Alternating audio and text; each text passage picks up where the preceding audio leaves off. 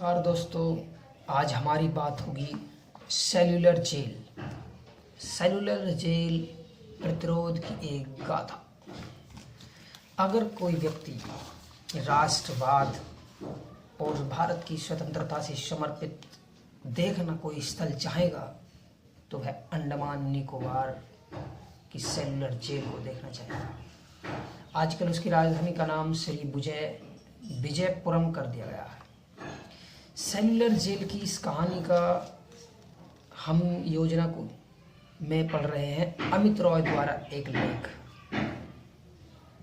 Video थोड़ी सी लंबी हो सकती है। अंडमान निकोबार द्वीप समूह जो पोर्ट ब्लेयर में स्थित है, यह कहानी जेल में क्रांतिकारी स्वतंत्रता सेनानियों की कैद के लिए पसंदीदा जगह बन गई थी। अप्रैल 2014 में इसको यूनेस्को में शामिल करने के लिए उल्लेख किया गया था, क्योंकि ऐसे ही दक्षिण अफ्रीका में रोबन द्वीप और ऑस्ट्रेलिया के अपराधी स्थल हैं जो यूनेस्को में शामिल हो गए थे। फिलाडेल्फिया में अमेरिका का eastern state penitentiary cellular jail के लिए एक तुलनात्मक उदाहरण प्रस्तुत करते हैं। सेल्यूलर जेल परिसर का निर्माण 1896 में किया गया था और 1906 तक यहाँ पर कैदियों को मजदूर के रूप में तैनात करके इसको बढ़ाया गया। पोर्ट ब्लेयर का नाम ब्रिटिश ईस्ट इंडिया कंपनी के एक अधिकारी के नाम आर्चीबाल्ड के नाम पर इसका नाम रखा गया और इसकी स्थापना 1789 में हुई थी। यहाँ पर एक सबसे क्रूर जिसे कहते हैं जेल में जेलर, वह आया था 1905 और 1919 के दौरान, जिसका नाम था डेविड बेरी। वह जेलर नियुक्त हुआ और बेरी ने कैदियों के खास तौर पर क्रांतिकारियों के ऊपर आतंक का राज कायम किया। उन्हें राजनीतिक कैदियों के रूप में वर्गीकृत नहीं किया, बल्कि देशद्रोही और अराजकतावादी कहा। उनके साथ सामान्य अपराधियों से भी बदतर व्यवहार किया जाता था। उन्हें 3 श्रेणी नंबर डी दी जाती थी, जो सबसे खतरनाक होती है। यह स्थायी रूप से कैद करना। यहाँ कैद किए गए क्रांतिकारी स्वतंत्रता सेनानी मुख्य भूमि भारत के सभी कोनों से, महाराष्ट्र, पंजाब, बंगाल, मद्रास, सभी क्षेत्रों से यहाँ पर कैदी आते थे। इस लेख में हम बेरी के आतंक का अध्ययन करेंगे और उन्होंने हमारे जो फ्रीडम फाइटर थे उनके साथ क्या सलूक किया था वो करेंगे। 1909 में यहाँ पर राजनीतिक कैदियों का सबसे पहला जत्था आया, जिसमें अलीपुर बम कांड के 7 क्रांतिकारी भी शामिल थे। वे 15 दिसंबर 1909 को सेल्यूलर जेल में पहुंचे। बेड़ियों में जकड़े क्रांतिकारियों को सिर पर बिस्तर और हाथ में बर्तन लिए पैदल सेल्यूलर जेल जाना पड़ा। बड़े लोहे के फाटकों ने उन्हें निगल लिया। उन्हें खुले प्रांगण में ले जाया गया। डेविड बेरी एक आयरिश व्यक्ति था, जिसका शरीर, छोटा कद और गोल फुटबॉल जैसी शारीरिक संरचना वाला एक आतंक, दिखने में बुलडॉग जो शेरों को बस में करने का दावा करता था, नए कैदियों के सामने पेश हुआ। राजनीतिक कैदियों की पंक्ति में निरीक्षण करने के बाद बेरी ने कैदियों को एक डरावना व्याख्यान दिया। सेल्यूलर जेल में बंद बारीन घोष अपनी जीवनी में लिखते हैं। बेरी कहता है, क्या आप मुझे देख रहे हैं?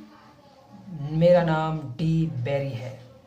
मैं सरल और सीधे लोगों के लिए सबसे आज्ञाकारी सेवक हूँ, लेकिन कुटिल लोगों के लिए मैं 4 गुना अधिक कुटिल हूँ।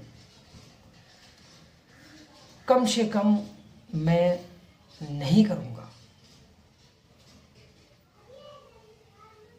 यदि आप मेरी अवज्ञा करते हैं तो भगवान आपकी मदद करे, और कम से कम मैं नहीं करूँगा। यह निश्चित है, यह भी याद करें कि भगवान पोर्ट ब्लेयर के 3 मील के भीतर नहीं आते। महान स्वतंत्रता सेनानी सेल्युलर जेल के प्रसिद्ध कैदी बीडी सावरकर कहते हैं, बैरी के निरंकुश संबोधन का वे भी उल्लेख करते हैं। बैरी कहता है, सुनो हे कैदियों, ब्रह्मांड में एक ईश्वर है और वह ऊपर स्वर्ग में रहता है, लेकिन पोर्ट ब्लेयर में 2 है, एक स्वर्ग का ईश्वर और दूसरा पृथ्वी का ईश्वर। वास्तव में पोर्ट ब्लेयर में पृथ्वी का ईश्वर मैं हूँ। जब आप ऊपर जाएंगे तो स्वर्ग का ईश्वर आपको पुरस्कृत करेगा, लेकिन पोर्ट ब्लेयर का यह ईश्वर आपको यहीं और अभी पुरस्कृत करेगा। सावरकर बैरी को एक निरंकुश और अत्याचारी कहते हैं, जिसकी सहायता बॉर्डर छोटे अधिकारी टिंडल और जमादार करते हैं। जो बॉर्डर और छोटे अधिकारी सभी असभ्य साहसी पठान थे, जो राजनीतिक कैदियों को गाली देने और अपमानित करने और उनके साथ बुरा व्यवहार करने का फायदा उठाते थे, और अनुशासनहीनता के मामूली से बहाने पर उन्हें थप्पड़ मार देते थे। सेल्युलर जेल में क्रांतिकारियों के साथ राजनीतिक कैदियों जैसा व्यवहार नहीं किया जाता था। उन्हें देशद्रोही, राजद्रोही, अराजकतावादी कहा जाता था। उनके साथ सामान्य अपराधियों से भी बदतर व्यवहार होता था। भोजन अपर्याप्त और अस्वास्थ्यकर यानी गंदा भोजन देते थे, और एक दूसरे से बात करने की अनुमति नहीं थी। सेल्युलर जेल में कैदियों को कई तरह के काम करने पड़ते थे। इसमें सबसे कठिन काम था नारियल और सरसों के बीज से तेल निकालना, नारियल छीलना, खोलना और नारियल के रेशों से रस्सी बनाना, हाथ से कोलू चलाना अर्थात तेल निकालना। पसीना सबसे कठिन काम था, पीसना सबसे कठिन काम था। बैलों की जगह कैदियों को चक्की के हैंडल से जोता जाता था, और वे लगातार उसके चारों ओर घूमते रहते थे। कैदियों को तब तक काम करना होता था जब तक 30 पाउंड नारियल का तेल या 10 पाउंड सरसों का तेल ना बन जाए। जो अपना कोटा पूरा नहीं कर पाते उन्हें बैंत के अलावा प्रतापी जमादारों के लात घूंसे खाने पड़ते थे। अगर उनमें से कई जो दिन के लिए आवंटित कोटा पूरा नहीं कर पाते तो बैरी मौके पर पहुंचता था। जब थके, मांदे और भूखे मजदूर शाम के खाने के लिए बैठे होते थे तो बैरी सभा में घोषणा करता था, जब तक वे अपना कोटा पूरा नहीं कर लेते तब तक किसी को कुछ खाना नहीं मिलेगा। बैरी फिर अपनी कुर्सी को चौल में ले आता, मुंह में सिगार लेकर उस पर बैठ जाता और कुछ देर के लिए सो जाता। हर जगह रात का सन्नाटा था, लेकिन मिल 8 या 9 बजे तक चलती रहती थी। मील 1911 प्रतिरोध की शुरुआत और सेल्युलर जेल में पहली हड़ताल। साल 1911 था। प्रतिरोध की आवाज एक पंजाबी कैदी नंद गोपाल ने उठाई, जिसे साप्ताहिक स्वराज अखबार में अपने देशद्रोही लेख लिखने के लिए 10 बरस की सजा सुनाई गई थी। उसने कोलू पर काम करने के विरुद्ध निष्क्रिय प्रतिरोध किया। उस खास तारीख को नंद गोपाल ने अपने तेल निष्कर्षण कोटा को पूरा करने की परवाह किए बिना तेल मील पर पीसने का काम धीरे धीरे शुरू किया। उसने खाने की घंटी बजने के बाद अपना काम बंद कर दिया। हालांकि उसे सौंपे गए काम का 1/3 भी अभी तक पूरा नहीं हुआ था। इसके बाद नंद गोपाल ने स्नान किया और अपना खाना खाने बैठ गया। नंद गोपाल ने 3-4 निवाले खाए थे। अधिकारियों ने उसे समय बर्बाद करने के लिए गालियां दी और लेकिन उसने उनकी अनदेखी की। वार्डर और छोटे अधिकारी चिल्लाए, चलो काम तुम्हारा बाप करेगा, उठो। नंद गोपाल ने अपना खाना खाना जारी रखा। उनके आदेश की अनदेखी की। आखिरकार बैरी मौके पर पहुंच गया। बैरी मौके पर पहुंचने पर बैरी नामक खूंखार व्यक्ति ने नंद गोपाल पर चिल्लाते हुए इसे कोड़े मारने शुरू किए।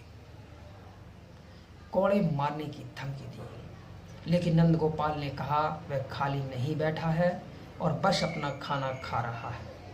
इससे बैरी क्रोधित हो गया। उसने चिल्लाते हुए कहा, नियमों का उल्लंघन करने के लिए नंद गोपाल को दंडित किया जाए। नंद गोपाल ने बैरी से कहा कि सुबह 10 बजे से दोपहर 12 बजे तक आराम करने का समय है। नंद गोपाल ने बैरी से कहा सुबह 10 बजे से दोपहर 12 बजे तक आराम करने का समय है और अवकाश के समय इन बेचारे कैदियों को काम पर लगाकर वह स्वयं नियमों का उल्लंघन कर रहा है। बैरी ने अपने आप को अपमानित महसूस किया। उसने नंद गोपाल को धमकाया, उसे अपना काम पूरा करने का आदेश दिया और गुस्से में वहां से चला गया। पहला बार बैरी को अपने अधिकार का हास महसूस हुआ। नंद गोपाल को दंडित किया गया, उसे कम आहार दिया गया, लेकिन इसमें वह विचलित नहीं हुआ। अंत में बैरी ने नंद गोपाल के साथ समझौता कर लिया, लेकिन कुछ दिनों के बाद उसे फिर कोल्हू में काम सौंपा गया। उसने अधिकारियों को चुनौती दी कि वह कोल्हू में काम नहीं करेगा, क्योंकि वह एक इंसान है, बैल नहीं। वह अवहेलना खुले रूप में की गई। नंद गोपाल को जंजीरों और बेड़ियों में खुलेआम जकड़ लिया गया। एक सामान्य आदेश जारी किया गया कि सभी को 3 दिन तक तेल मिल में काम करना होगा। इससे अन्य कैदियों में अपने अधिकारों के लिए लड़ने के लिए हलचल पैदा हो गई। कैदियों ने मिल पर काम करने से इनकार कर दिया।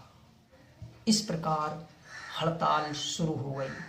हड़तालियों को दंडित करने के लिए अधिकारियों ने कठोर उपाय अपनाए। हड़तालियों को हथकड़ियाँ लगाई गई, उन्हें एकांत कारावास में रखा गया। उन पर एक के बाद एक कई तरह की सजाएं लगाई गई, लेकिन उन्होंने हौसला नहीं छोड़ा। अंत में अधिकारियों ने नरमी दिखाई और उन्हें आश्वासन दिया कि वे जेल के बाहर काम करेंगे और तेल मिलों में काम नहीं करेंगे। यह पूरे महाकाव्य संघर्ष राजनीतिक कैदियों की सेल्युलर जेल में पहली बड़ी जीत थी। 1912 आभासी नरक, एक आत्महत्या और अन्य कैदियों ने खोया मानसिक संतुलन। दोस्तों, वीडियो थोड़ी बड़ी हो जाएगी, इसलिए मैं अगली वीडियो में यह से शुरू करूँगा। धन्यवाद।